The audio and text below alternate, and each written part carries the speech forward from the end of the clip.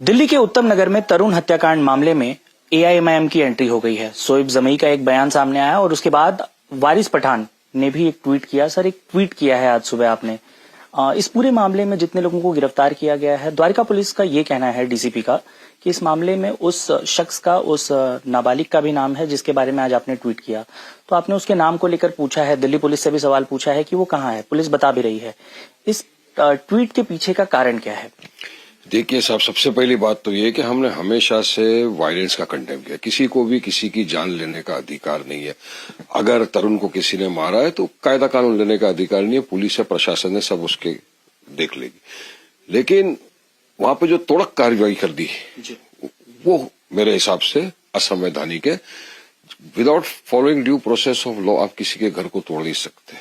अब वहां पर आप देखिए, उसके बाद जो बातचीत चल रही है, जो बातें सामने आ रही है सोशल मीडिया के जरिए से, या किन लोगों ने जाके वहां पर इंटरव्यू लिए लोगों के, तो सुनिए उनकी परिवार वालों का क्या बोलना है। ये एक आपसी विवाद था।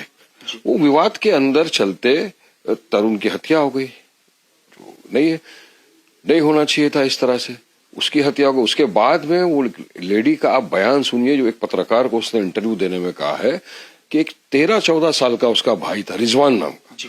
उसको सर पे चोट लगी थी, उसको सीजर आ गया तो गिर गई थी, पुलिस को ले गई। अब वो कहाँ है, किधर है, किसी को पता ठिकाना नहीं था उनको। तो उन्होंने सोशल मीडिया के जरिए से लिखा कि तरुण, ये रिजवान कहाँ है। उस बच्चे का नाम था रिजवान।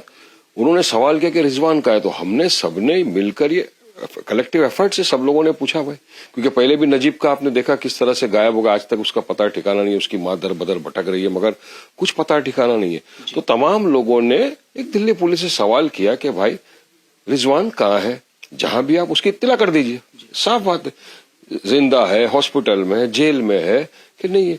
तो ये सवाल था, हमने उसके ऊपर ट्वीट किया और दिल्ली पुलिस का उस पर बयान भी आया कि शायद कोई जुवेनाइल रिफॉर्म सेंटर के अंदर उसको रखा गया है। तो तमाम चीजें। लेकिन आप देखिए, बुलडोजर की जो पॉलिटिक्स से लोग चल रहे हैं ना, ये सरासर गलत है।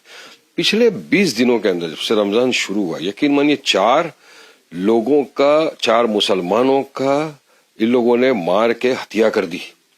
जिसमें एक यंग लड़का था जिसको पॉइंट ब्लैंक रेंज के ऊपर शूट करके मारा। एक महिला थी बिहार के अंदर, खातून में नाम नहीं आ रहा, उनको पकड़ा, बांधा खंबे से, रोजदार थी। उसने कहा मुझे पानी दो, उसको पानी नहीं पिलाया, उसको शराब पिलाया और मूत पिलाया। उसको इतना मारा, वो मर गई।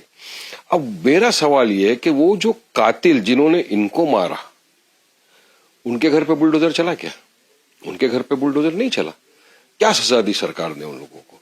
तो ये एक तरफा जो कार्रवाई होती है ना, ये गलत है। और रिजवान की जहां तक सवाल था, एक 14 साल का बच्चा, चलो पुलिस बोल रही है उसके ऊपर ये था, जो भी था वो तो कोर्ट तय करेगी, डिसाइड करेगी। लेकिन अब पुलिस ने रिप्लाई दिया है, ठीक है। उसके वारिस भाई, जिसमें आपके पार्टी के ही नेता हैं दिल्ली के, शोएब जमई, उनका बयान सामने आता है। वो कहते हैं कि इस पूरे मामले में सेल्फ डिफेंस में हत्या हुई है तरुण की।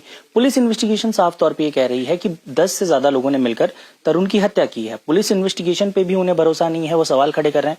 क्या आप अपने पार्टी के नेता का समर्थन करेंगे इस बयान का? देखिए, मेरा साफ बोलना यह है कि जो मेरा मानना यह है कि अगर किसी ने किसी को मारा, इसने किसी को मारा, पुलिस इन्वेस्टिगेशन करे, निष्पक्ष जान इंक्वायरी होनी चाहिए।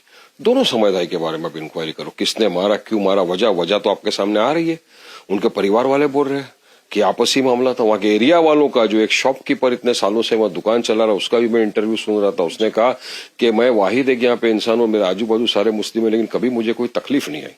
तो कौन इतनी नफरत फैला रहा है? अब वहां पे ये जाते हैं हिंदू परिषद वाले, उनका एक कोई मेंबर है, उसने तो बयान दे दिया ना कि इस बार हम होली नहीं बनी तो ईद नहीं बनाने देंगे इनको। एक बच्चे का बयान देखिए किस तरह से रेडिकलाइज कर दिया जाता है। वो बोलता है कि इस बार मुल्ले काटे जाएंगे, बकरे नहीं काटेंगे। तो कौन रेडिकलाइज कर रहा है इनको?